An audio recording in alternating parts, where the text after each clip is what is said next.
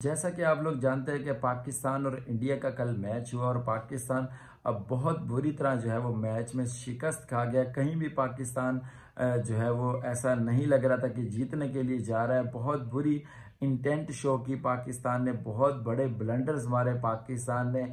और मेरे ख्याल में अगर अब भी पाकिस्तान गलतियों से नहीं सीखती तो फिर पाकिस्तान कभी भी किसी बड़ी टीम के खिलाफ किसी बड़ी टूर्नामेंट में जो है वो अच्छा परफॉर्म नहीं कर सकती। क्योंकि अब बहुत हो गया यार कि सेमीफाइनल फाइनल सेमीफाइनल फाइनल बहुत हो गया। अब आपको इन चीज़ों से निकलना पड़ेगा और लड़कों को जो है वो अपनी जिम्मेदारियां समझनी पड़ेंगी। यही लड़के जो है वो 8-10 साल से इकट्ठे खेल रहे हैं और अगर अब भी ये लड़के पाकिस्तान को परफॉर्म करके नहीं दे सकते तो फिर कभी भी ये लड़के जो है वो परफॉर्म करके नहीं दे सकते। मैच के बारे में अगर मैं आपको बताऊं तो कल जो अहमदाबाद की पिच थी वो पिच में कोई भी ऐसा कमाल नजर मुझे नहीं आ रहा था। शुरू के 20-25 ओवर तो बहुत बैटिंग फ्रेंडली पिच नजर आ रही थी। लग रहा था कि पाकिस्तान 300 प्लस कर जाएगा। जिस तरह से पाकिस्तान को जो है वो स्टार्ट मिला और जिस तरह 152 पर पाकिस्तान के 2 खिलाड़ी आउट थे, जिसमें इमामुल हक जो है वो 36 रन बनाकर आउट हुए और सेट होके इमामुल हक आउट हुए, वो भी हार्दिक पांड्या से। और मैं ये सिर्फ इमामुल हक से कहना चाहूंगा कि आप लोग कब परफॉर्म करेंगे पाकिस्तान के लिए, कि जब पाकिस्तान की टीम नहीं रहेगी तब आप परफॉर्म करेंगे। और कितनी आपको डेड पिच चाहिए, इससे ज्यादा बैटिंग पिच और आपको कहाँ मिलेगी। आप अगर आपको लग रहा है कि ये पिच बहुत ज्यादा बहुत खतरनाक पिच थी तो फिर मुझे लगता है कि आपको शर्म से डूब मरना चाहिए। मतलब 152 पर 2 खिलाड़ी आउट हैं, उसके बाद जो है वो बाबर आजम आउट होते हैं गलत शॉट खेलते हुए। उसके बाद जो है वो मोहम्मद रिजवान जो है वो सिंगल लेते हुए स्लो वन पे आउट हो जाते हैं। उसके बाद तमाम का तमाम जो है वो मिडिल ऑर्डर कोलैप्स कर जाता है।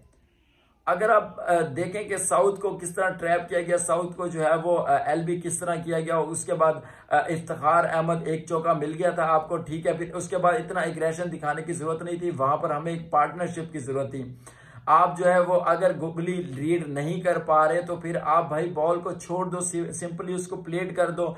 इस तरह शॉट मार के विकेट जाया करने का कोई मकसद नहीं था। और शादाब खान और नवाज को जो है वो मैं यही कहूंगा कि अब आप जो है वो मेहरबानी करें और बैठ जाएं, किसी डिजर्विंग प्लेयर को चांस दे दें, क्योंकि आपके बस की बात नहीं है। बहुत ज्यादा अरसा हो गया अब आपकी ये जो नाकामियां है ना, इसको डिफेंड करते करते हम लोग थक गए हैं, लेकिन आप लोगों में बेहतरी नहीं आ रही। तो मेहरबानी करें, अगर उसामा मीर को चांस उसका बनता है तो उसको चांस दें, क्योंकि ये दोनों लड़के मिलके जो है वो पाकिस्तान को जो है वो जीत नहीं दिलवा पा रहे। और मैं शादाब खान से स्पेशली बात करना चाहूंगा कि आप वाइस कैप्टन है टीम के, कब आप जाके परफॉर्म करेंगे और कब आप ये रियलाइज करवाएंगे कि आप टीम के वाइस कैप्टन है, आपके परफॉर्मेंस नजर आएगी। एक कैच पकड़ के या एक रन आउट करके जो है वो टीम में जगह नहीं बनाई जा सकती। आप अगर बैटिंग ऑलराउंडर है या बॉलिंग ऑलराउंडर है, आपको जो है वो दोनों डिपार्टमेंट में परफॉर्म करना पड़ेगा। और आप लगातार जो है वो फेल हो रहे हैं, मोहम्मद नवाज लगातार फेल हो रहे हैं।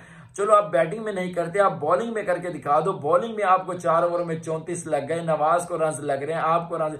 कोई स्पिन डिपार्टमेंट हमारा अच्छा नहीं है, कोई मिडिल ऑर्डर हमारा अच्छा नहीं है। मतलब 152 पर 2 खिलाड़ी आउट है और 191 पे ऑल टीम आउट हो गई है। मतलब इतना बड़ा कोलैप्स। 152 तक जो है वो ग्राउंड में साइलेंट था, कोई नहीं बोल रहा था, कोई कुछ नहीं बात कर रहा था। लेकिन उसके बाद जैसे विकेट गिरी, क्राउड ने जो है वो शोर मचाना था। आपको भी पता 1,20,000 अवाम वहां पे बैठी है, तो वो ऐसे तो नहीं बैठी ना, वो क्राउड करेगी, अपनी टीम को सपोर्ट करेगी। लेकिन आप जो है वो अपने नर्व पर कंट्रोल नहीं कर सके, छोटी छोटी पार्टनरशिप नहीं लगा सके। इस विकेट पर अगर आप पार्टनरशिप नहीं लगा सके तो फिर आप दुनिया की किसी भी पिच पर जो है वो रन नहीं बना सकते। अगर आप इस तरह का प्रेशर कंट्रोल नहीं कर सकते तो फिर आप दुनिया में कहीं नहीं खेल सकते।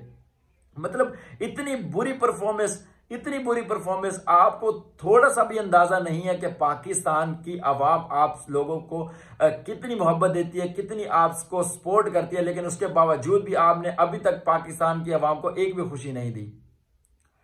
हमें सीखना चाहिए अपनी गलतियों से। मैं बार बार ये कहता हूं कि हमें सीख के आगे बढ़ना चाहिए, लेकिन आप फिर वही गलतियां कर रहे हैं, फिर वही ब्लंडर कर रहे हैं, फिर वही प्रेशर में आके आप आउट हो रहे हैं। अब आपको और कितना मतलब टाइम मिला जाए, आपको कितना मौका मिला जाए, आप टीम में रहें और आप फिर परफॉर्म करना स्टार्ट, आपको कितनी जो है वो कॉन्फिडेंस दिया जाए, आप फिर परफॉर्मेंस देंगे।